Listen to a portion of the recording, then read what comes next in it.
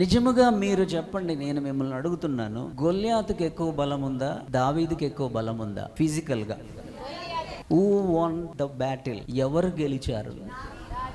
ఎందుకనంటే తన యుద్ధాన్ని ఆత్మీయ పరిధిలోనికి తీసుకొని వచ్చాడు, తన ఫైట్ ని ఆత్మీయ పరిధిలోనికి తీసుకొని వచ్చాడు. Some times even we are believers since 20 years we don't do that. ఆత్మీయ పరిధిలోనికి తీసుకొని రాకుండా ఆత్మీయ పరిధిలోనికి తీసుకొని వచ్చుట, ఆత్మీయ పరిధిలోనికి ఆలోచించుట ఓన్లీ ఆన్ సండే.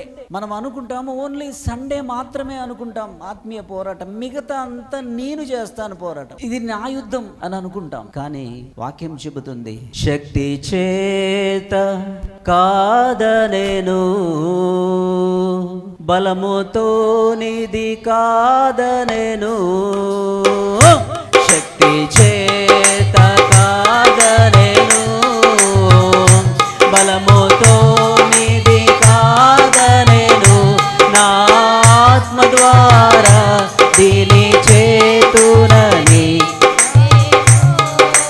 సెలవించెను, నా ఆత్మ ద్వారా దీని చేతునని యెహోవా.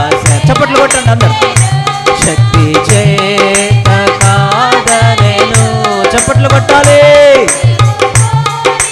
కాదనేను, నా ఆత్మ ద్వారా దీని చేతునని యెహోవా సెలవించెను.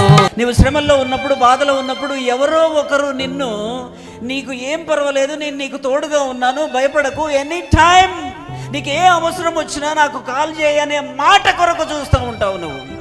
రైట్? దేవునికి స్తోత్రం, హల్లెలూయా. కానీ యెహోవా దేవుడు నీకు సెలవిస్తున్నాడు, శక్తి చేత కాదు, బలము చేత కాదు, నా ఆత్మ ద్వారా నీవు జయించుట పరలోకమందు నేను సిద్ధము చేసి ఉంచాను, రాసి ఉంచాను అంటున్నాడు. హల్లెలూయా, దేవునికి స్తోత్రం.